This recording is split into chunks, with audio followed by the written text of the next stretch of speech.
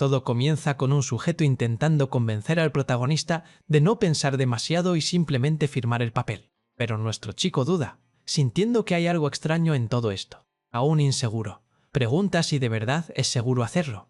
Pero el hombre golpea la mesa irritado, recalcando de forma agresiva que deje de darle vueltas al asunto. Para intentar convencerlo, el colega le cuestiona si sería capaz de estafar a un amigo de la escuela y le recuerda la garantía de interés compuesto de la operación. Afirma con convicción que el dinero prácticamente se multiplica por sí solo y que solo le comparte esa oportunidad por pura consideración. El estafador incluso menciona el desgarrador momento en que vio al joven trabajando duro por teléfono durante el funeral de su propio padre. Ese recuerdo de tener que agachar la cabeza ante su jefe en pleno velorio le remueve las emociones profundamente. Una ola de rabia surge de repente al escuchar sobre su padre, pero ya no había nada que pudiera hacer. Solo quedaba cruzar los dedos para que aquella amabilidad del amigo fuera genuina, así que finalmente firma el documento. Pero al final, el sujeto al otro lado de la mesa muestra su verdadera cara y piensa que el protagonista es un completo ingenuo. Con eso, pasan 2 años enteros hasta llegar al día de hoy, en un apartamento oscuro y deprimente. El protagonista está agachado frente al inodoro, sintiéndose verdaderamente mal, totalmente acabado. Se lamenta por haber devuelto la primera comida decente que logró probar en meses. A sus 28 años de edad, su vida ha caído muy por debajo de cualquier estándar que la sociedad consideraría aceptable. Aquel infeliz que lo arruinó desapareció hace un año, dejándolo atrás solo con una patética supervivencia en un mar de deudas. Faltando 5 horas para su turno de trabajo, decide leer un poco, siendo este su único pasatiempo en una rutina pésima. Apenas 30 minutos con su novela favorita, llamada Dark Heather, ya serían suficientes. Aunque ya la ha leído más de 100 veces y se sabe de memoria cada página, la lectura lo sigue atrapando. Ese pequeño momento es su única salvación para escapar de esa vida de pesadilla. De pronto, da un salto en su lugar al notar algo extraño en el aire. Una pluma negra y brillante flota suavemente frente al cristal de la ventana. Curioso por el suceso, analiza si aquello sería solo la pluma de un cuervo cualquiera. Pero en un abrir y cerrar de ojos, el protagonista comienza a toser sangre de forma descontrolada y sin explicación alguna. Se queda sin entender nada al ver el líquido manchar por completo las páginas de su historia favorita. Un dolor abrumador le golpea el pecho de lleno. Empieza a quedarse sin aire, mientras surge un aura violeta alrededor del libro. Totalmente sin fuerzas, solo lamenta lo desdichada que siempre fue su propia existencia. Parecía un completo absurdo que toda su trayectoria terminara ahí de forma tan inútil y repentina. Sin embargo, justo en ese instante final, algo dentro de él comienza a hervir intensamente. La última imagen que invade su mente al desvanecerse es precisamente la sonrisa sádica de aquel estafador. Al final, rodeado de plumas flotantes y energía oscura, pierde la vida frustrado por no haber tenido la oportunidad de vengarse. Un misterioso sistema concluye la misión y le promete una habilidad especial basada en su deseo, haciendo que el joven tome aire desesperadamente. Despierta sobresaltado en una cama lujosa, preguntándose jadeante si todo había sido solo un mal sueño. Sin embargo, algo lo deja completamente sorprendido. Al mirar a su alrededor, cae en la cuenta de que aquel ambiente clásico no tiene el menor sentido en su realidad. El lugar parece más bien la sala de reposo de un palacio gigantesco. Un ruido muy extraño proveniente de la ventana llama su atención de inmediato. Un cuervo de ojos rojos y brillantes lo mira fijamente desde el otro lado del cristal. Al mirar el paisaje exterior, se congela al ver a decenas de esas aterradoras aves y un cielo con 3 lunas. Sin previo aviso, la criatura destroza el vidrio y se lanza con todo hacia el interior del cuarto, haciéndolo gritar de pavor. Cae en la cama implorando por ayuda, seguro de que el insomnio ha creado esta brutal alucinación. En medio de la desesperación, el muchacho intenta forzarse a despertar de esa locura como sea. Sorprendentemente, el pájaro gigante solo apoya la cabeza en su mano de forma extremadamente dócil. La actitud amigable del animal, acurrucándose en su regazo, lo deja completamente confundido. Pero la calma dura poco, pues el ave pronto bate las garras y alza vuelo nuevamente. Junto a ella, toda la bandada sombría que aguardaba afuera decide marcharse al amparo de la noche. Con el camino libre de distracciones, finalmente enfoca los ojos en el horizonte más allá del castillo. El cielo nocturno ostenta inmensas lunas coloridas, flotando sobre una vasta ciudad de arquitectura medieval. Una enorme bandera izada en el techo lleva una insignia que él conoce muy bien. Al mirar su reflejo en el cristal de la ventana, la verdad lo golpea de lleno. Ese cuerpo y ese mundo no eran los suyos originalmente. Antes de que pudiera procesar su nuevo rostro, la voz de la sirvienta Ana resuena en el pasillo llamando al príncipe Ranaviran.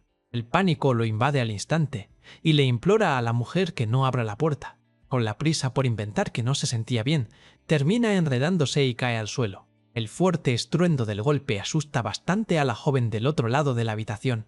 Ahora sobre la alfombra del cuarto, murmura de dolor por el impacto que sufrió en la cabeza. Ana se disculpa y promete regresar más tarde, mientras él procesa el nombre por el que acaba de ser llamado. Aquella realidad absurda pertenecía a la novela que se sabía casi de memoria. Había terminado exactamente en el cruel y sombrío universo de Darkheather. La ansiedad se apodera de él al constatar el peso de la situación, pues ahora poseía el cuerpo del séptimo príncipe del imperio. El gran problema es que este chiquillo era un villano superficial, destinado a tener un final lamentable justo al principio de la trama. Inconforme, se sienta desanimado lamentando su mala suerte de reencarnar en el peor personaje posible. Sus lamentos son interrumpidos por una voz masculina y grave, anunciando la llegada de Shane. El protagonista se congela y entra en shock, reconociendo de inmediato al implacable secretario personal del príncipe. El sujeto alto de traje cruza la puerta acompañado de la criada, señalando que no era común que él se saltara la comida. Con un aire bastante calculador, Shane se acomoda los lentes y pregunta por el bienestar del noble. Con el nerviosismo a flor de piel, decide que su única oportunidad de supervivencia es actuar como el verdadero Aviran. Intenta disimular la tensión y confirma rápidamente que ya se sentía mejor. Satisfecho con la respuesta, el secretario simplemente le ordena a Ana servir la comida ahí mismo en la mesa del cuarto. La chica tiembla entera al colocar la bandeja con una comida tan patética que parecía alimento para perros. Con la intención de tomar la tetera para servirse solo, termina rozando levemente la mano de la empleada. El contacto repentino hace que la sirvienta suelte el pesado objeto, derramando el líquido por toda la madera oscura. De inmediato, los ojos de la joven se abren de par en estado de puro terror. Se desploma en el suelo de rodillas, pidiendo perdón desesperadamente por el error, dejando al chico perplejo. Ante esa reacción exagerada y de sumisión total, se da cuenta de lo aterradora que era la fama del cuerpo que ahora habitaba. Ante las desesperadas disculpas, el protagonista finalmente recuerda la terrible reputación de Ranaviran. El ruin príncipe era famoso por destruir cosas y ser violento, llegando a eliminar a sus propios sirvientes, lo que explicaba el pavor de la mujer en el suelo implorando por su vida. Mientras tanto, Shane se acerca a la mesa y comenta en tono de burla que se sorprendió bastante al saber que el noble se sentía mal. El secretario exhibe una sonrisa cínica y afirma estar aliviado de verlo bien, pidiendo disculpas por interrumpir la comida de esa forma. Sin la menor ceremonia, el sujeto de traje desenrolla los documentos del presupuesto frente a él, exigiendo su firma bajo el pretexto de ser un asunto urgente. Con la pluma en mano, a Aviran le parece una gran broma esa excusa barata, ya que un príncipe inútil y torpe como él jamás lidiaría con algo importante. Queda claro al instante que esos papeles son falsificados, y el verdadero objetivo del hombre es desviar la parte del presupuesto que le pertenecía por derecho. Un simple lacayo solo tenía el valor de llegar tan lejos por ser pariente de la emperatriz, una mujer que ejercía una influencia aplastante sobre todo ese mundo. Sabiendo que el dueño original del cuerpo era muy ingenuo para notar la estafa, el protagonista duda si debería simplemente firmar para no desviarse de la historia. Al notar la demora, Shane se burla abiertamente en su cara, preguntando si Su Alteza había olvidado cómo firmar su propio nombre y que eso sería vergonzoso. Irritado por ver a un miembro de la familia imperial siendo tratado como basura por un subordinado, vuelve a maldecir su suerte por reencarnar en un perdedor. El secretario continúa con su teatro fingiendo lástima y recalca que por eso el joven necesita de su ayuda, ordenándole que deje de pensar y simplemente firme. De inmediato, esa orden prepotente desencadena los recuerdos oscuros de su vida pasada. Exactamente las mismas palabras fueron dichas por el sujeto que lo arruinó en su mundo, usando la misma presión psicológica para aplicarle la estafa financiera. En ese momento, una furia se apodera de su pecho al darse cuenta de que ceder a eso sería repetir la misma vida patética de víctima indefensa que tenía antes. Con la respiración agitada, el muchacho decide que se niega rotundamente a vivir de esa misma forma sumisa otra vez. Sin agachar la cabeza, Aviran confronta al hombre de traje de forma directa, señalando que hizo las cuentas y que ese documento era un desperdicio descarado. La reacción del lacayo es dar una sonrisa macabra, afirmando cínicamente que lo había subestimado al pensar que no era capaz de tener ese nivel de razonamiento. Acto seguido, Shane intenta cambiar de tema avisando que la comida se iba a enfriar, prometiendo que revisaría las cuentas después de que firmara los papeles. Para zanjar el asunto, el hombre toma la tetera y vuelve a ordenarle al noble que no piense en el asunto, pero es interrumpido súbitamente por un estruendo. La sirvienta, que aún estaba cerca, se paraliza de pavor al presenciar la escena. Los anteojos y el reloj de bolsillo del secretario acaban de ser aplastados contra el suelo en medio de un charco de líquido derramado. Totalmente en shock, Shane cuestiona qué significa todo eso, pero el protagonista, recostado sobre la mesa, se burla diciendo que la mano se le resbaló. Sabía perfectamente que el parentesco de este arrogante con la emperatriz era tan distante que ella ni siquiera tenía idea de la existencia de esta sabandija. Ignorando la furia del subordinado que balbuceaba de rabia, Aviran se recuesta en la silla con la mayor tranquilidad del mundo. La audacia de la actitud hace que el sujeto de traje hierva de coraje, temblando intensamente por ser contrariado de esa manera.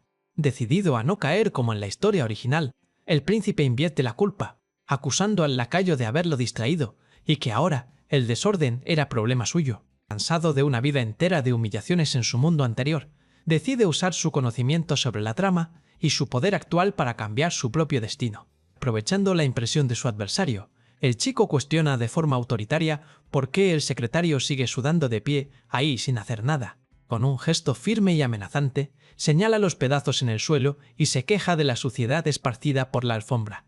Exhalando un aura sombría de superioridad incontestable, la orden final sale seca e incuestionable, exigiendo que la basura sea limpiada de inmediato. Mirando los restos destrozados, el protagonista se renueva a sí mismo la promesa inquebrantable de que sobreviviría en ese lugar a cualquier costo. En aquel mundo fantástico, el linaje imperial no era solo nobleza común, eran tratados como divinidades absolutas dueñas de todo, dotados de habilidades exclusivas y hermosos cabellos rubios. Todos eran símbolos de poder incuestionable, con la excepción del inútil séptimo príncipe. Precisamente por eso, la expresión del secretario irradia un disgusto profundo y silencioso por tener que someterse ante ese muchacho. Aviran no poseía ni la inteligencia ni los rasgos, siendo su cabello negro una marca de deshonra que siempre generó dudas sobre su linaje. Para Shane, era una humillación amarga haber gastado ríos de dinero en sobornos solo para terminar sirviendo a un cobarde sin futuro. A pesar de todo el rencor que consumía su mente, el hombre de traje se traga su orgullo y obedece, arrodillándose en el suelo para limpiarlo todo. Frotando el trapo con furia contenida, lamenta el tiempo perdido, pero anuncia entre dientes que el servicio finalmente había concluido. Justo cuando el hombre pide permiso para retirarse e intenta levantarse, una taza llena vuela cortando el aire y choca directo contra la pared. El recipiente se hace pedazos frente a él, mojándolo todo de nuevo, haciendo que el noble comente que la lentitud de la limpieza exigía un poco más de práctica. Con la mirada cruel e implacable del verdadero villano, el príncipe ordena que el empleado limpie los nuevos pedazos lo más rápido posible. Acorralado y sudando frío, Shane intenta usar a la emperatriz como amenaza, avisando que el comportamiento hostil del muchacho tendría que ser deportado ante ella. Sabiendo desde lejos que era un farol, Aviran concluye que la terquedad del lacayo exigía medidas aún más pesadas para cortar ese mal de raíz y evitar problemas. El protagonista entonces gira el rostro y ordena que la joven sirvienta se tape los oídos de inmediato, dejándola bastante sorprendida. La intimidación brutal de arrancarle los dedos si escuchaba una sola palabra de la conversación le arranca un grito de obediencia inmediato. Totalmente desesperada por el pavor inminente, Ana se aprieta las manos contra la cabeza con la mayor fuerza que logra poner en sus brazos. Con la testigo aislada por el miedo, el joven dicta en tono bajo y amenazante una serie de verdades aplastantes dirigidas contra el sujeto de traje. Con cada palabra de aquel susurro cruel, la arrogancia del hombre se evapora, siendo reemplazada por el terror más puro al darse cuenta de que su secreto ha sido descubierto. El impacto es tan violento que el secretario pierde el color al instante, ostentando el pavor silencioso de quien acaba de ver cara a cara su propia destrucción. Un tiempo después de ese alboroto, Ana susurra en el patio con sus compañeras sobre cómo Su Alteza estaba teniendo actitudes extremadamente raras. Las empleadas concuerdan con la evaluación y expresan el temor que sienten por el aterrador aumento de la agresividad del príncipe. El consenso unánime en el área de lavado es que la repentina ausencia de Aviran dentro de sus propios aposentos servía como un maravilloso alivio colectivo. Sin embargo, la calma de Ana se desmorona tan pronto como escucha el recordatorio de que ese era su día en la rotación de limpieza de las habitaciones de la bestia. Muy lejos de allí, el clima pacífico reinaba en la biblioteca real iluminada por rayos de sol perfectos que calentaban los libros antiguos apilados en el escritorio. Sosteniendo una taza de té, el chico considera que su actuación como monarca cruel fue todo un éxito, ya que todos se mantenían asustados y alejados. El punto extra de toda aquella puesta en escena fue la desaparición del insolente de Shane, ahorrando la paciencia para no romperle más vajilla en la cabeza. Degustando la bebida en paz, Aviran se relaja con el consuelo de saber que aún faltaban años enteros para que la trama de su inminente final alcanzara su vida. La familiaridad con aquel universo le creaba cierta nostalgia, trayendo recuerdos de la época difícil en que descubrió la obra acumulando polvo en una biblioteca pública. Con el gran héroe de la trama aún lejos de aparecer, la mejor opción por el momento era desconectarse de las presiones inminentes y disfrutar la tranquilidad del silencio. Admirando el espectacular paisaje por las grandes ventanas, llega a desear un par de alas con las que pudiera explorar todo aquel cielo azul, vibrante e infinito. Súbito, la paz se hace pedazos por una anomalía desgarradora que quema a través de su propio ser sin previo aviso ni razón aparente. El susto violento y la falta de aire hacen que sus músculos fallen, arrojando la fina porcelana contra las tablas del piso. El príncipe se desploma aturdido golpeándose el hombro, completamente desorientado por la extraña sensación de que su cuerpo entra en ebullición por dentro. El dolor agonizante era 1000 veces peor que la tragedia de su vida pasada, forzando un llanto desesperado que se mezclaba con el calor de sus venas derritiéndose. En el punto máximo de esta oscura agonía, el toque formal de Ana resuena amortiguado por las puertas exigiendo entrar, pero sin recibir el grito de auxilio que estaba atorado en su garganta. Al no escuchar respuestas de la bestia, la chica entra sigilosamente usando la escoba como escudo para revisar el espacio oscuro que parecía solitario y tranquilo. El alivio de la falsa seguridad se desvanece en el mismo instante en que los pedazos blancos esparcidos frente a los escalones captan su atención. Con su corazón ingenuo, siempre contando las monedas, la primera reacción de la niña al arrodillarse es lamentar el dinero que se iba por el desagüe en aquella inútil tragedia. El silencio de la gigantesca habitación es interrumpido por sonidos extraños provenientes de detrás de la mesa oscura, disparando las alarmas de la criada al instante. La sombra misteriosa resulta ser una gigantesca y siniestra ave planeando en el aire de forma grotesca para la abrumadora sorpresa de la niña, que temblaba en su lugar. La loca invasión forzó a que sus piernas retrocedieran por miedo al pico, levantando la punta de la escoba para alejar a la amenaza voladora de las pertenencias reales, preocupada de que el furioso animal destruyera algo y desatara la furia del temible Lord. Sujeta al animal por los costados con fuerza, alertando del peligro. Inmovilizada entre los dedos de la chica, la pequeña criatura se rinde, hundiéndose en la angustia de sus propios pensamientos perplejos. Siendo cargado directamente hacia la calle como un estorbo problemático, a Aviran no le encontraba el menor sentido a tener de repente un pico y plumas. Anna decide sacar a la criatura sabiendo el peligro, mientras el príncipe transformado en cuervo entra en pánico intentando avisar que es el mismísimo noble de ese cuarto. Ignorando el silencio del pájaro, la criada lo arroja por la ventana y le ordena que vuele lejos, sin tomar en cuenta sus protestas mudas de que aquello es una orden directa. Pero la gravedad le cobra el precio al instante, haciendo que el muchacho caiga desde lo alto de la torre del castillo en absoluta desesperación. La caída libre hacia el suelo lo hace aceptar que su nueva vida llegará a su fin ahí de forma tan ridícula como la anterior. Con su final acercándose, se pregunta si solo necesita usar las alas para lograr salvarse. El instinto de supervivencia le grita que bata las alas, negándose rotundamente a perecer en ese lugar. Sorprendentemente, logra planear y subir de vuelta, dejando a la empleada arrepentida gritando para que el animal regrese. Sintiendo la fuerza del viento en sus plumas, el príncipe se impresiona al darse cuenta de que realmente tiene el control de aquella criatura. Disfrutando del increíble vuelo por primera vez, surge una nueva y cruel duda sobre cómo le hará para volver a ser un humano. Bajo el cielo nocturno del imperio, el misterioso poder de la transformación se cierne sobre el silencioso castillo. De vuelta en la habitación, Aviran jadea aliviado después de probar la transformación varias veces y confirmar que puede revertir el proceso. Solo bastaba mentalizar el deseo para que el cambio ocurriera, revelando un control total sobre ese extraño don.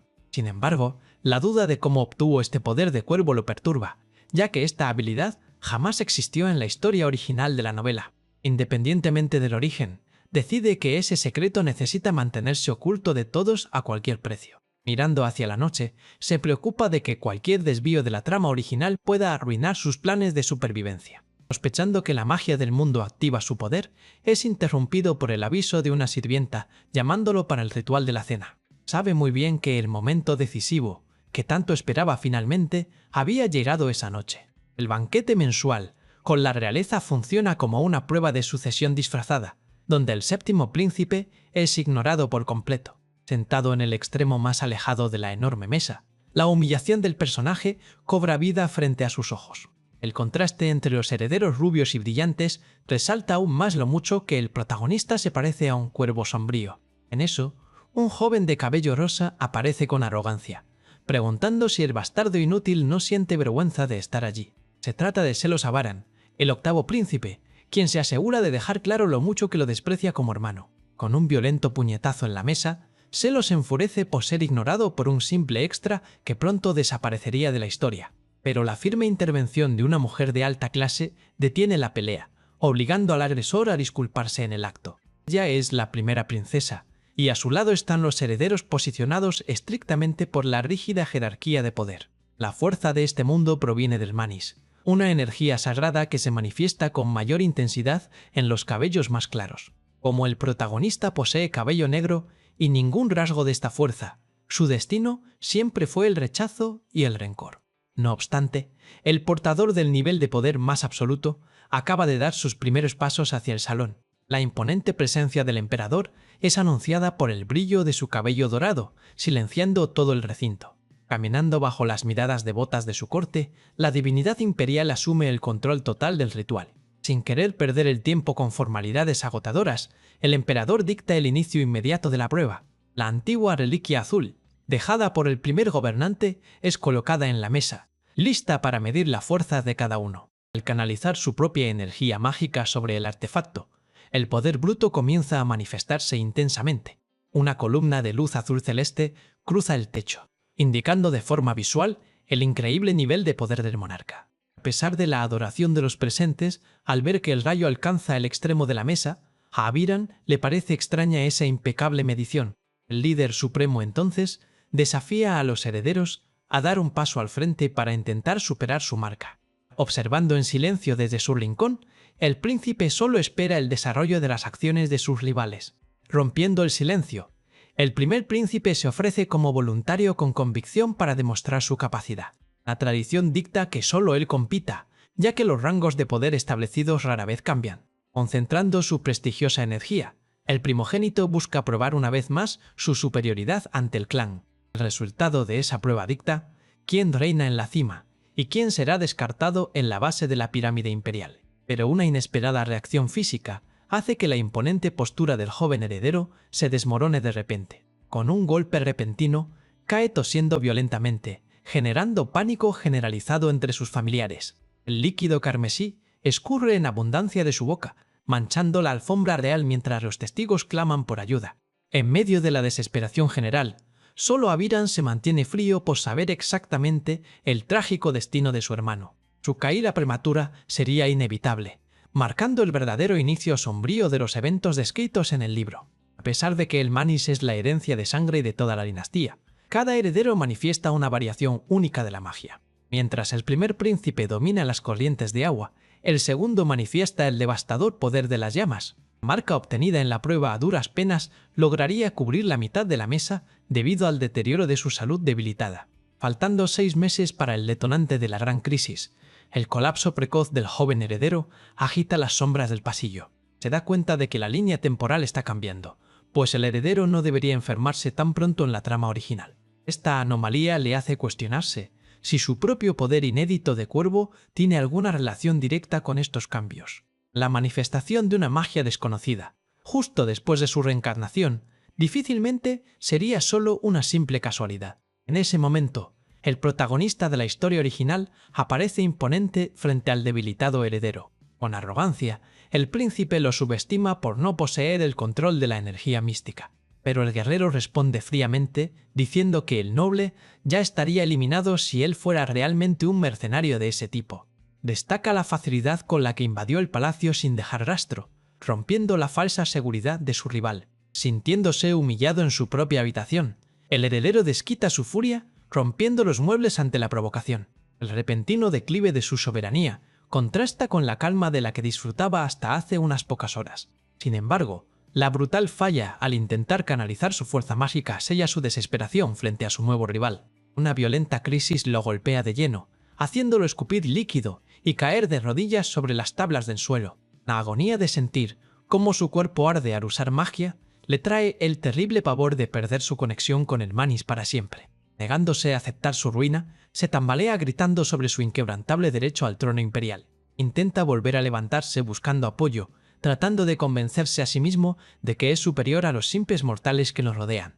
Mientras intenta calmarse con la pipa de agua, el intruso le advierte fríamente que suelte el objeto si aún quiere vivir. Asustado por la voz repentina, el joven se voltea de inmediato para encarar a las sombras de su habitación. Allí se revela el misterioso visitante, cuya mera presencia irradia una fuerza física abrumadora. El príncipe intenta mantener su pose de superioridad, burlándose de la incapacidad del muchacho para usar el Manis. Pero el invasor le responde con burla, recordándole que el noble habría sido eliminado fácilmente si hubiera sido un objetivo real.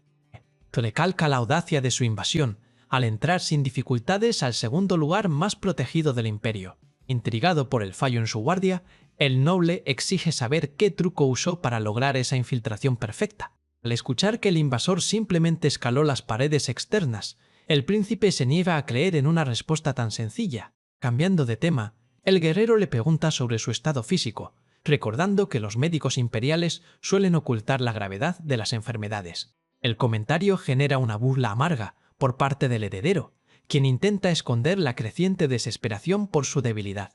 Rompiendo en una carcajada histérica, el príncipe intenta disimular la terrible verdad de que su propio cuerpo se está desmoronando.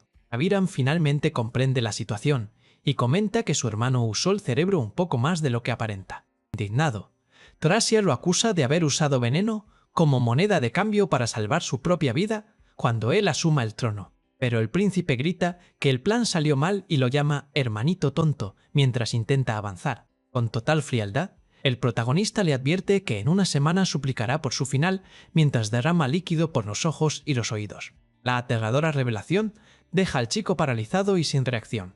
Sentándose cómodamente, Aviran deja claro que no usó ningún truco contra su hermano. Explica que el cuerpo del príncipe empeorará rápidamente hasta el final y que ni siquiera él sabe quién es el verdadero culpable. Con eso, afirma seriamente que escuchar su propuesta actual es de suma importancia. Entonces, el muchacho concluye diciendo que esta es la última oportunidad para salvar su vida. Ha transformado en cuervo y volando, celebra que su hermano es tan cobarde como en la historia original y no mandó a nadie a seguirlo.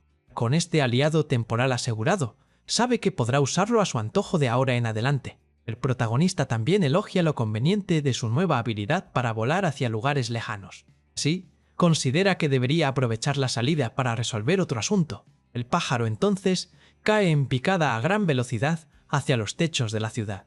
Al amanecer, el joven afronta su nueva situación sin saber exactamente cómo actuar. Ana se preocupa afuera de la habitación, ya que el patrón no come desde hace 2 días y el cuarto está en silencio. Aterrada, la criada imagina ser castigada con su propia vida si algo malo le llega a pasar al noble bajo su cuidado. Comienza a golpear la puerta desesperadamente, suplicando saber si el príncipe se encuentra bien. Al no recibir respuesta, la sirvienta irrumpe en la habitación de golpe y termina tropezándose mientras el joven se queja por el ruido. Por el susto, cae al suelo y tira toda la comida sobre la alfombra. Al ver la suciedad esparcida, la chica se hiela de miedo por la reacción de su patrón. El muchacho simplemente la mira desde arriba de forma extremadamente calmada. Llorando, Ana asume la culpa e implora perdón por haber actuado de forma tan precipitada. Temblando muchísimo, intenta balbucear una explicación por el escándalo que provocó. Aviran le pregunta fríamente cómo va a pagar por ensuciar sus zapatos, haciendo que la chica suplique por la vida de su familia. Para su sorpresa, el chico solo le ordena limpiar todo en 5 minutos y que se retire. Le prohíbe a la sirvienta acercarse sin ser llamada y celebra que las nuevas reglas evitarán más molestias. El tiempo pasa tranquilamente sobre el palacio imperial bajo el cielo abierto. 1 mes ha pasado desde el colapso del primer príncipe durante la prueba de poder. Pronto, comienzan a esparcirse terribles rumores de que el heredero principal ha perdido toda su magia. Para los demás hermanos reales, este chisme representa una oportunidad de oro para alcanzar el trono.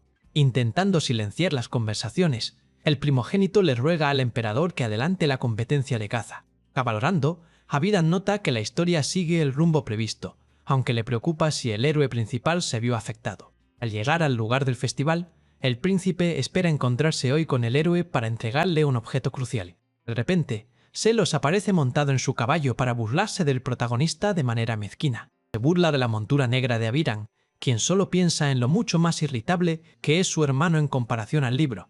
Decidido a enfocarse en el evento real, el chico simplemente ignora los insultos infantiles de su hermano. Él incluso prefiere al caballo oscuro y se da cuenta de que el antiguo dueño del cuerpo tenía cierto talento con los animales. El grupo finalmente llega al punto de encuentro principal de la competencia. El deslumbrante paisaje de las montañas se abre ante los caballeros imperiales. Frente a ellos se alza la torre del comienzo, el lugar donde anualmente se lleva a cabo el tradicional ritual de apertura. Aviran recuerda que los juegos comenzarán en cuanto el primer príncipe concluya el rito sagrado. Detrás de toda la celebración, el joven sabe que el evento es solo una cruel demostración de poder político. El emperador ordena que el heredero se prepare para iniciar el rito, recibiendo una respuesta afirmativa. Casia finge simpatía al desearle buena suerte a su hermano y le pregunta si ya eligió su premio. El chico le recuerda que el ganador del torneo puede hacerle una petición al emperador y el heredero asiente con orgullo. El heredero camina hacia el altar bajo las atentas miradas de la nobleza para demostrar su control de energía. La multitud, los nobles murmuran sobre el privilegio de ver la magia real, mientras algunos mencionan los recientes rumores. Frente al altar, el primogénito cruza los dedos para que el plan que recibió del protagonista no sea una farsa. Observando desde lejos, Aviran muestra un semblante concentrado y tranquilo. El heredero comienza a concentrar su magia, jurando acabar con su hermano menor si resulta haber sido engañado.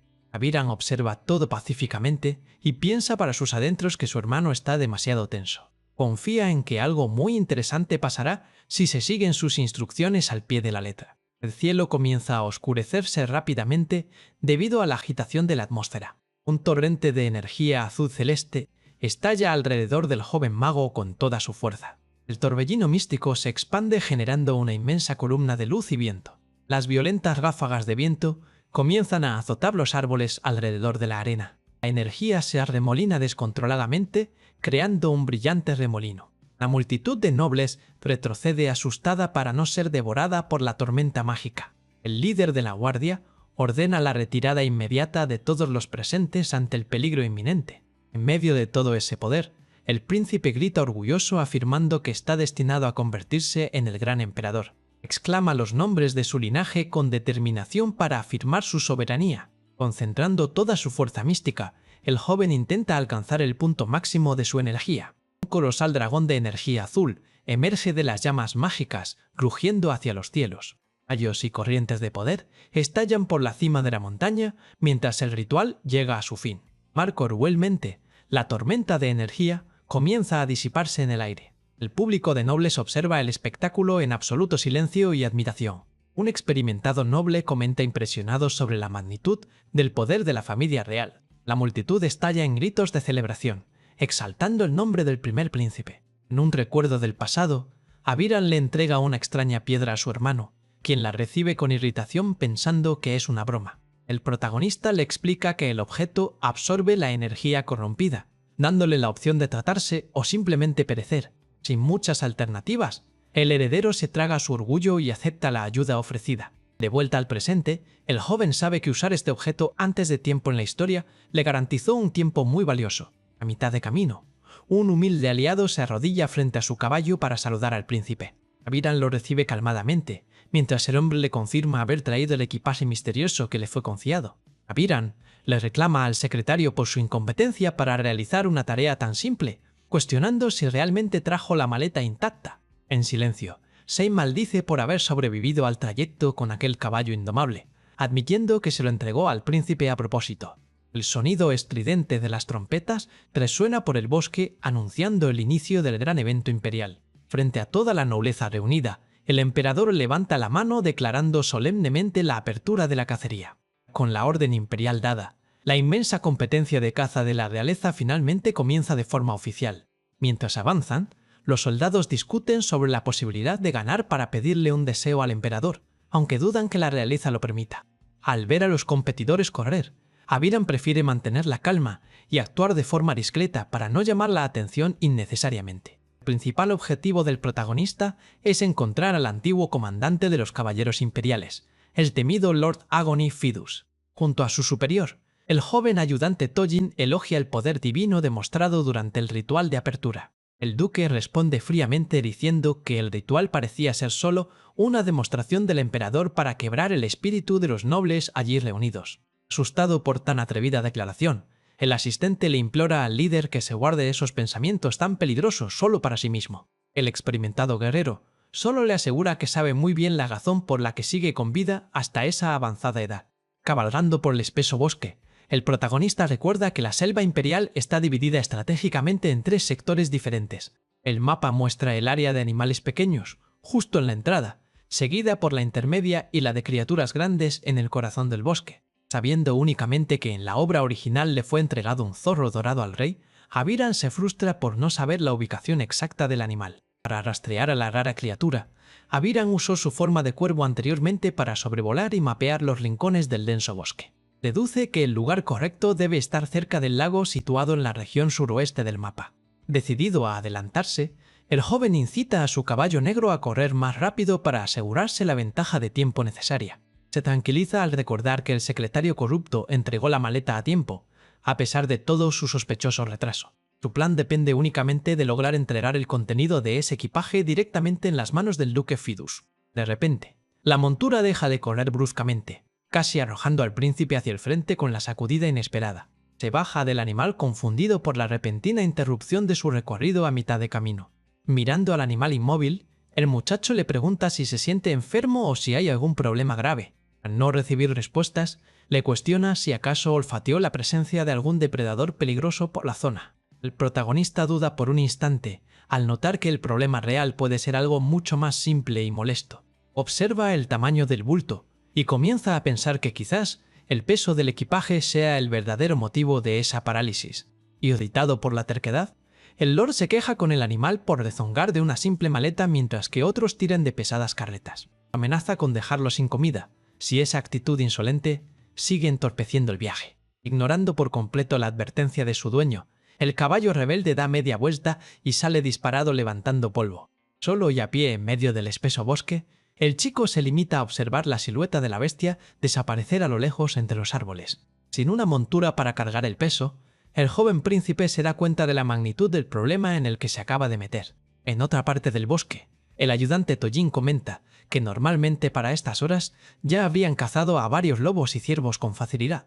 El muchacho se lamenta por la aparente falta de suerte el día de hoy, mientras que el líder camina pensativo y en silencio. El veterano reflexiona que pasó su vida entera sirviendo como el escudo del imperio, pero acepta que el tiempo y la vejez finalmente lo han alcanzado. Preocupado por su confesión, el asistente le pide al duque que no hable de esa manera, recordándole que ya es una leyenda viviente.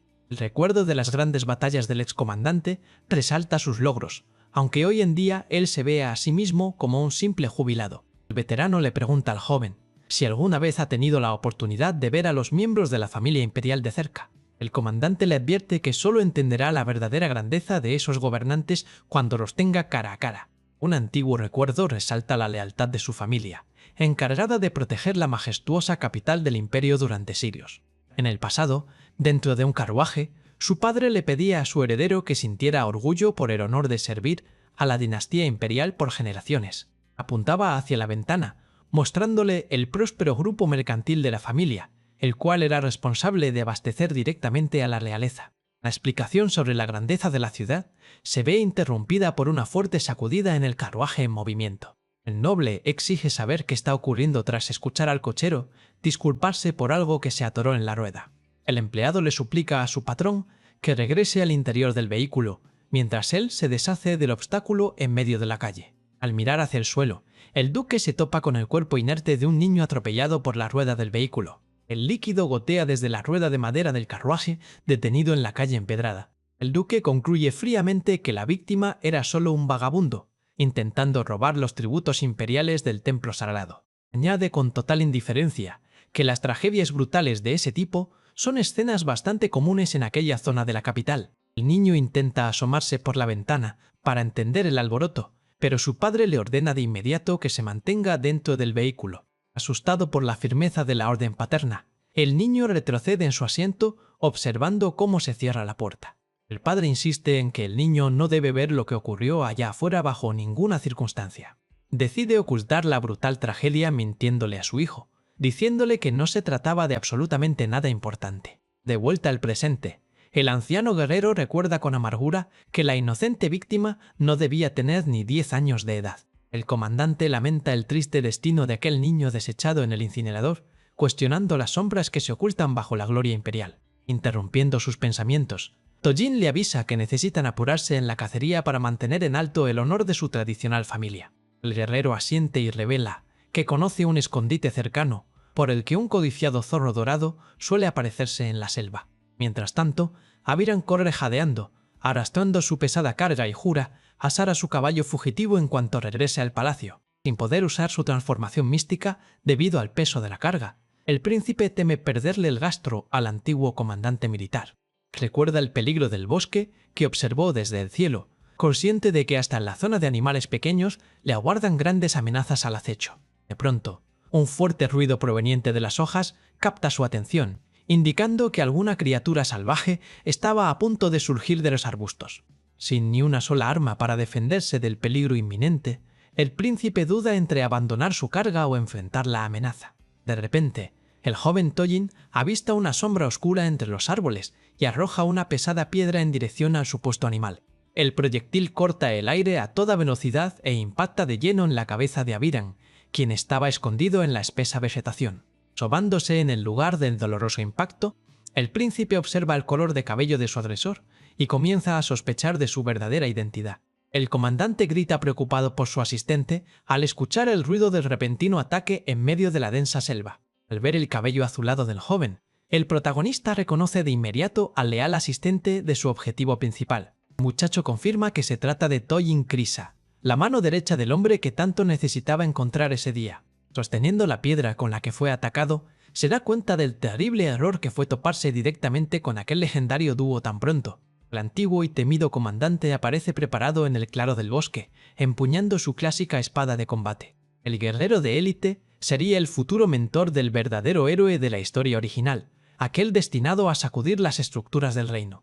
El Lord de Cabello Negro entra en pánico al darse cuenta de que bajo ninguna circunstancia debió haber sido descubierto en ese momento. Su plan inicial consistía en esperarlo en la guarida de la rara criatura y acusar al duque de intentar robarle la caza real a la realeza. Con esa falsa acusación, pretendía aplicarle un castigo injusto, forzando al veterano a cargar un pesado saco de piedras. Desesperado por el brutal cambio de planes, se pregunta cómo salir de esta situación caótica sin arruinarlo todo por completo. El duque examina el objeto tirado en el suelo, intrigado por el absurdo peso de la roca que parecía haber sido lanzada de forma intencional. Al ver a su asistente en el suelo, el duque Fidus sospecha que el ataque sorpresa en realidad no iba dirigido al joven, sino que se trataba de un atentado en su contra. Gimiendo de dolor en el suelo del bosque, Tojin intenta recuperarse mientras el comandante lo llama preocupado para verificar su estado. El veterano le insiste al ayudante que intente recuperar el conocimiento y que hable de inmediato si logra recordar cualquier detalle de lo ocurrido. Escondido, Gran Aviran se desespera sabiendo que la poderosa familia Fidus protege a la realeza y que el rumor de un atentado contra el duque arruinaría por completo su vida. Aún mareado por el golpe, el joven herido comienza a balbucear sobre lo que logró ver antes de ser golpeado en la cabeza. Al escuchar eso, el séptimo príncipe entra en pánico total ante la posibilidad de que sus planes salgan completamente mal en ese momento. Con su rostro escurriendo de líquido, el asistente intenta organizar sus confusos recuerdos bajo la atenta mirada de su líder. Tojin se disculpa con el duque explicando que todo sucedió demasiado rápido, haciendo que el anciano suspire aliviado al ver que se encontraba bien. El comandante acepta su justificación y le pide al muchacho que le avise en caso de que recuerde alguna otra pista sobre su agresor misterioso. Con una mirada seria y concentrada, el veterano decide que no dejará escapar al culpable sin iniciar una persecución de inmediato. Aprovechando su distracción, El protagonista se da cuenta de que esta es su única oportunidad para huir de allí lo más rápido posible. El experimentado guerrero le ordena a su ayudante que espere en ese lugar mientras él persigue al culpable para capturarlo personalmente. Entonces, el anciano corre a toda velocidad, adentrándose en la densa selva con la determinación de alcanzar al fugitivo. Mientras huye, el joven príncipe siente que el cansancio extremo hace estragos en su cuerpo, quejándose de que cargar esa pesada maleta de piedras casi está acabando con él. Pero intenta calmarse creyendo que ya ha corrido una distancia lo suficientemente segura como para despistar a un hombre de avanzada edad.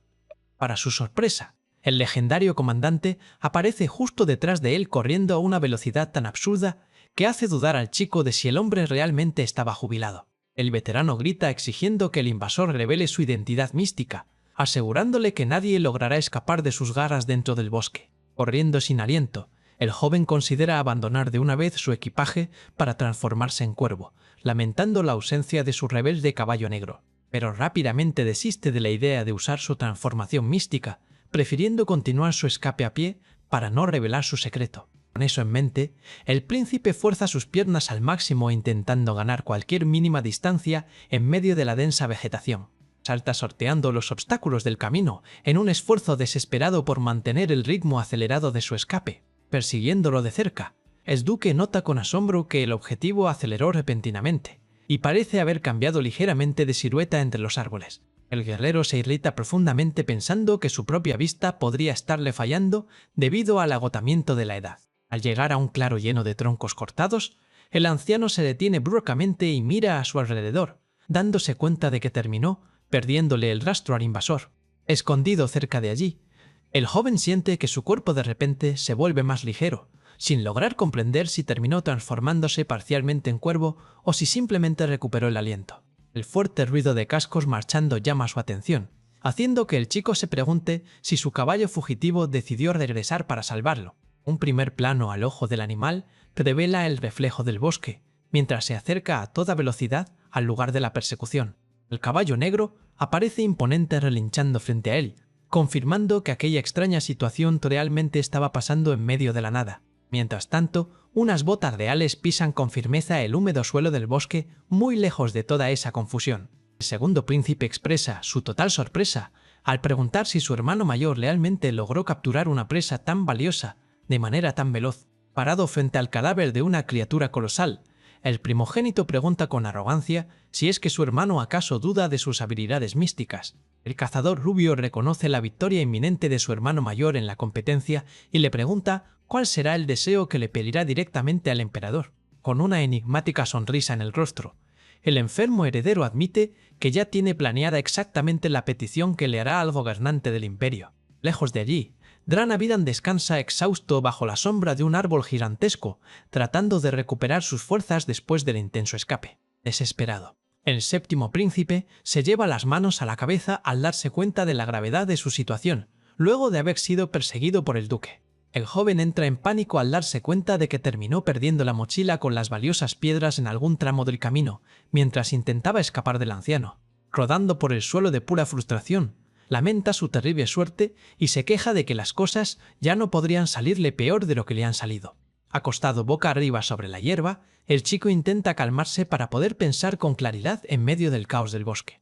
Decide que de nada le sirve quedarse ahí lamentándose, y llega a la conclusión de que su mejor opción es volver sobre sus propios pasos para buscar el objeto perdido.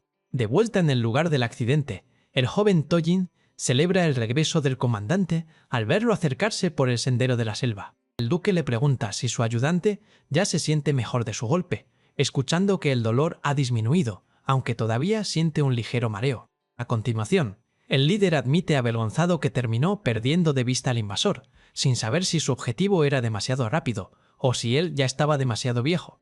El veterano le muestra la lujosa maleta que encontró tirada entre la maleza durante su camino de regreso, despertando bastante curiosidad en el muchacho. Al revisar el objeto, al asistente le parece extraño que un bolso tan refinado y costoso esté completamente lleno de piedras comunes en su interior. Escondido en la maleza cercana, el príncipe observa a la pareja con aprensión, cruzando los dedos para que no sospechen de su conexión con esa mochila. El protagonista sale de detrás de los arbustos, señalando directamente el objeto y llamando la atención de los dos guerreros de élite. El joven asistente entra en shock inmediato al reconocer la figura del séptimo príncipe apareciendo de una manera tan repentina frente a ellos. Rápidamente, el duque y su subordinado se inclinan en señal de respeto para saludar de manera formal la presencia del miembro de la realeza imperial.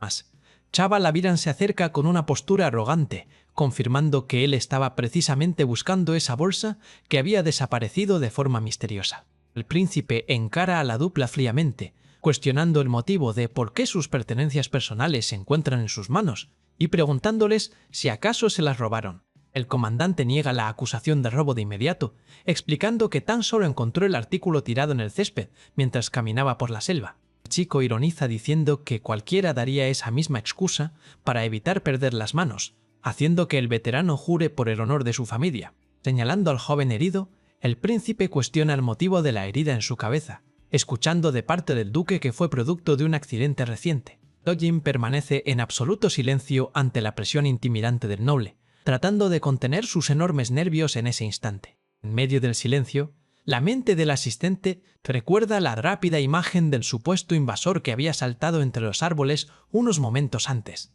Tratando de aclarar sus sospechas, el muchacho herido se arma de valor y empieza a preguntar si el príncipe tenía alguna relación con aquel ataque. Ante eso, el protagonista avanza rápidamente y agarra al ayudante del cabello con extrema violencia para callar sus atrevidas palabras.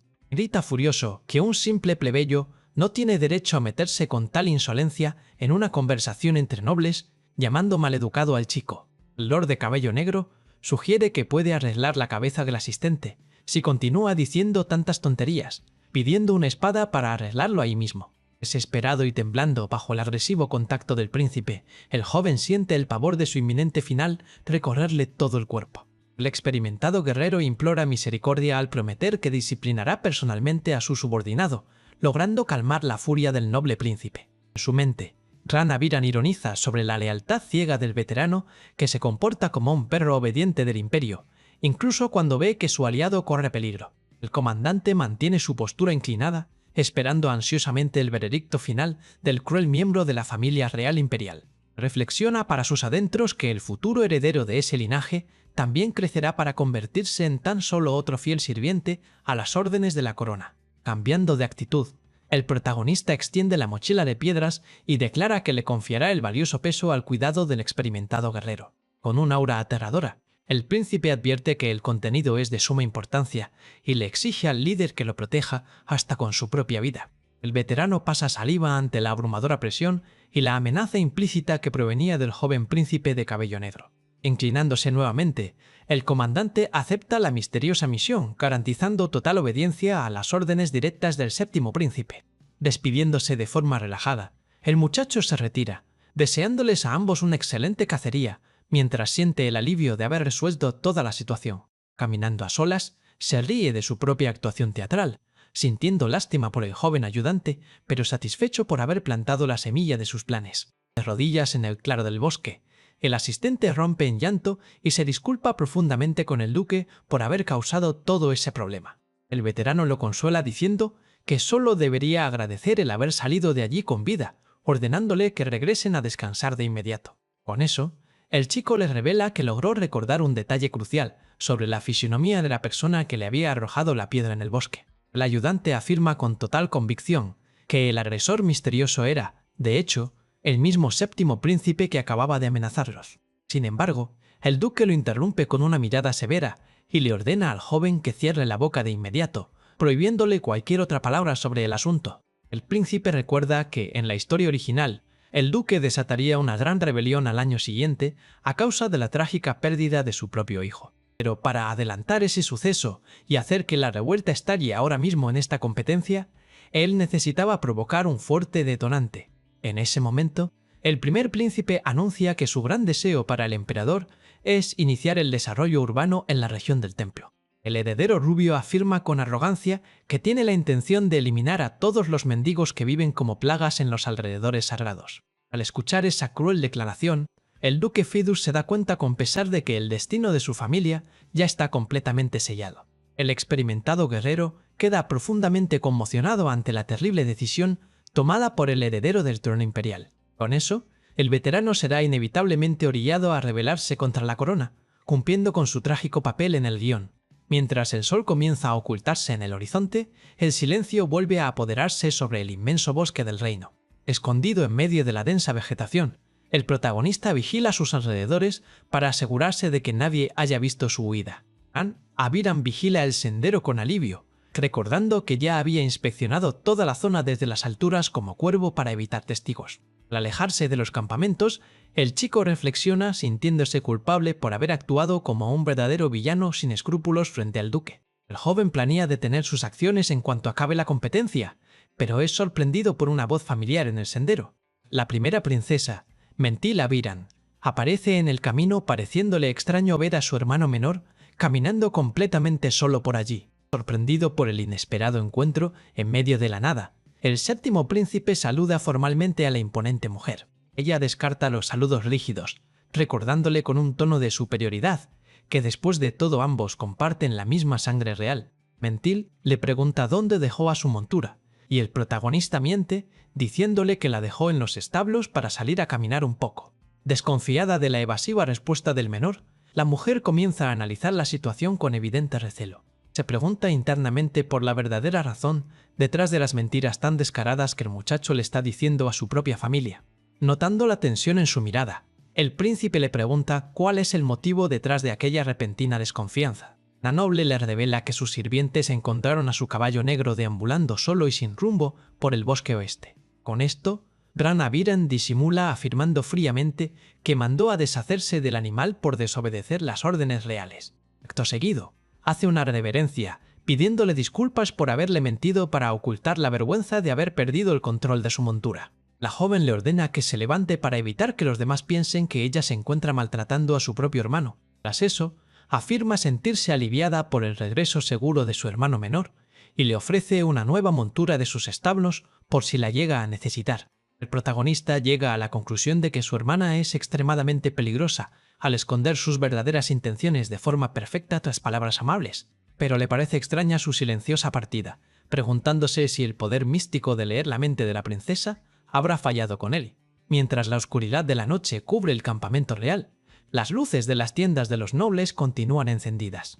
En el alojamiento del duque, el médico informa que el asistente Tojin sufrió un grave accidente al tropezar y golpearse repetidamente la cabeza contra las rocas. El doctor resalta que, a pesar de ser algo común en las cacerías, nunca había visto a alguien lastimarse de esa manera solo por tropezar con piedras. El comandante pregunta sobre el tiempo de recuperación, a lo que le contestan que su lesión interna es grave y requiere de una semana de absoluto reposo. Tojin protesta contra ese reposo forzado, pero el duque calma al joven asistente, afirmando que reconoce plenamente su lealtad. El comandante le ordena que descanse hasta que finalice el torneo, asegurándole que se encargará personalmente de todos los asuntos restantes. Conmovido por la preocupación de su señor, el chico acepta la orden y promete esforzarse al máximo para recuperarse pronto. El veterano hace una broma sobre las vacaciones del asistente en plena cacería, mientras que el joven piensa en secreto que su sueño es simplemente descansar. El líder le promete ganar la competencia para regalarle al muchacho los derechos de exploración de una valiosa mina de oro. Horas más tarde, el silencio se adueña del cuarto bajo la débil luz de una única vela que arde lentamente. El ayudante duerme profundamente en su cama, finalmente libre de la presión de su agotador trabajo militar. Mientras él descansa, una misteriosa carta es dejada sigilosamente justo al lado de sus pertenencias personales. Observando la escena desde las sombras, el protagonista se burla de la sumisión del duque, llamándolo un perro obediente que ignora el verdadero peligro. Afuera del lugar, el comandante lamenta con amargura el estar criando a su propio hijo para que siga su mismo destino de servidumbre ciega ante la corona. Sin poder conciliar el sueño debido a sus pensamientos conflictivos, el veterano decide salir a caminar y tomar un poco del aire fresco de la noche. La mirada del guerrero refleja la enorme angustia de cargar con secretos tan pesados sobre el futuro de su propio linaje. En eso, divisa en el suelo la intrigante mochila llena de piedras que el séptimo príncipe le ordenó que cargara. El lord recoge la pesada carga con determinación, decidido a cumplir la extraña orden que recibió por parte del miembro de la realeza. Cargando el peso sobre su espalda, El anciano se dirige hacia el antiguo templo del bosque con la intención de revelar algo de suma importancia. Durante su recorrido, el veterano recuerda la ocasión en que le contó a su hijo la leyenda del Salvador que descendió de los cielos para acabar con el caos. El pequeño Flynn le respondió con entusiasmo que ya conocía la clásica historia del legendario emperador Sierra, el Grande. Frente a la imponente estatua del fundador, su padre le explicó que esa divinidad usó poderes místicos para unificar a las naciones en conflicto. El antiguo emperador le dio su nombre al grandioso imperio que la familia del duque ha jurado proteger con lealtad desde hace 1000 años. Con una mirada afectuosa, el duque Fedus le declaró al pequeño Flynn que él era el tesoro más preciado que tenía en ese cruel mundo. El padre le pidió al niño que siguiera sus pasos y se convirtiera en una orgullosa espada para defender a la corona imperial. De vuelta en el presente, el anciano se pregunta cuál es la razón por la que carga ese inútil costal de piedras en medio de la noche. Se cuestiona si hace eso por verdadera lealtad hacia los nobles, o si simplemente se trata de pura y ciega obediencia a sus viejas costumbres. De pronto, el estruendoso sonido de un cuerno de guerra resuena a lo largo de todo el bosque, interrumpiendo sus pensamientos. El veterano reconoce al instante aquella señal sonora que anunciaba el cierre anticipado de las actividades de caza. A la mañana siguiente, la multitud de soldados observa en shock a la enorme pila de colosales monstruos que fueron abatidos en una sola noche. Los guardias comentan que el primer príncipe acabó con todas las bestias, decidiendo de manera devastadora el resultado de aquel torneo real. Un gran torrente de energía mística es exhibido frente a los nobles para celebrar la arrolladora hazaña lograda por el heredero al trono. El presentador oficial proclama que el joven heredero ha logrado un récord de cacería histórico y absolutamente insuperable para el reino. Entre los aplausos de la corte, el primer príncipe es declarado oficialmente como el gran campeón indiscutible de la competencia de caza. Ante el trono, el vencedor se inclina con respeto y agradece los cumplidos formales de parte del emperador por su victoria. Siguiendo la antigua tradición imperial, el gobernante le ordena al heredero que anuncie cuál será el gran deseo que querrá de recompensa. El público de nobles murmura ansiosamente para saber si su petición será tan feroz como las pasadas conquistas militares de años anteriores. El primer príncipe explica que el templo sagrado está infestado por vagabundos miserables que amenazan la seguridad y la dignidad del lugar. Afirma que la presencia de esas personas arruina por completo la gloriosa estética de la región sagrada del imperio. Al escuchar tan fría justificación, el duque Fidus siente que el pánico se apodera de él al presentir la tragedia inminente. El veterano recuerda la brutal imagen de los soldados imperiales masacrando a inocentes bajo el falso pretexto de la purificación de la tierra. El heredero solicita formalmente que se le permita eliminar a todos los necesitados que habitan en los alrededores del templo. En ese mismo instante, el desesperado recuerdo de su propio hijo clamando por ayuda aparece en la atormentada mente del guerrero. El grito de agonía del niño hace que el comandante reviva el dolor de la pérdida que hizo pedazos a su familia en el pasado. Cerrándose al mango de su espada, el padre lamenta haber actuado como un siervo obediente, mientras su propio heredero corría peligro. Revive la pesadilla de ver al pequeño Flynn siendo cazado sin piedad por las mismas tropas que él mismo juró defender. El Lord le pide perdón en silencio a su fallecido hijo, cargando con la eterna culpa de no haber podido salvarlo de la crueldad imperial. Sin embargo, una débil y temblorosa voz del pasado intenta articular unas cuantas palabras en medio de aquella confusión de recuerdos. El niño herido abre lentamente los ojos y pregunta por la identidad de la misteriosa persona que acababa de aparecer frente a él. Tojin intenta levantarse rápidamente y saluda al séptimo príncipe, pero Ranaviran le aconseja que se mueva despacio para no marearse. Sin entender el motivo de la visita sorpresa, el joven asistente cuestiona la presencia del noble, mientras que el príncipe piensa en conseguirle mejores medicamentos. Dejando a un lado las formalidades, Ranaviran le pregunta si el chico es consciente de la gravedad de la situación en la que el duque se encuentra metido ahora mismo. Al escuchar que la ceremonia de clausura ya debía haber comenzado, Tojin entra en desesperación y repite la información sin poder creerlo. Ante eso, el muchacho corre deprisa hacia el patio de la ceremonia, sabiendo que debe alcanzar a su comandante lo más rápido posible. Abriéndose paso con desesperación entre los soldados reunidos, el asistente pide permiso mientras intenta cruzar entre la multitud. Continúa empujando a los guardias con mucha dificultad, concentrado únicamente en llegar al estrado principal antes de que sea demasiado tarde. A lo lejos, el duque Fidus aparece arrodillado frente al heredero del trono, rodeado de soldados armados que observan la escena.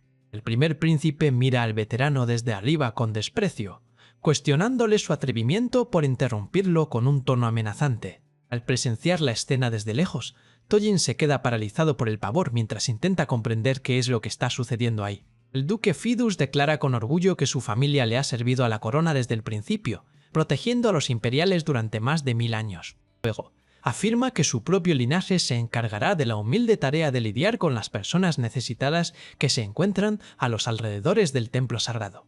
Desde lo alto de su trono, el emperador observa la petición del veterano en absoluto silencio, evaluando la audacia de su vasallo. El primer príncipe acepta la propuesta con desprecio, diciendo que le concederá ese deseo en honor a sus años de servicio brindados por el duque. Pero el heredero añade en tono de burla que le parece cómico ver que utilice esa lealtad justamente para oponerse a una decisión de la realeza. Manifestando una fuerte energía mágica de color azul, el primer príncipe le pregunta al veterano si realmente creyó que iba a recibir algún tipo de compasión. El heredero dirige su poder hacia él y le advierte que las acciones del duque son consideradas una grave traición, cuyo castigo es su eliminación inmediata en ese mismo lugar. Aceptando su trágico destino, el comandante declara que pagará con su propia vida por el pecado de haber interrumpido la ceremonia sagrada. En medio de la multitud, Tojin grita con total desesperación al ver que el terrible destino de su señor acaba de ser sellado frente a todos. Anaviran observa fríamente cómo comienza el conflicto, deseando en secreto que el verdadero héroe de la historia también se encuentre observándolo todo. Mientras tanto, un misterioso joven encapuchado descansa a la orilla de un arroyo rodeado de montañas llenas de vegetación. De repente, una extraña vibración mística comienza a emerger del agua, atrayendo de inmediato la atención del solitario viajero. El muchacho sostiene su cantimplora mientras observa con evidente asombro cómo la energía azulada se esparce por todo su alrededor. El torrente mágico funciona como una advertencia a la distancia del abrumador poder de la familia imperial, a la que el destino lo obligará a enfrentarse. El joven deja ver su mirada llena de determinación, confirmando que él es Rateli, el auténtico protagonista de aquella historia de fantasía medieval.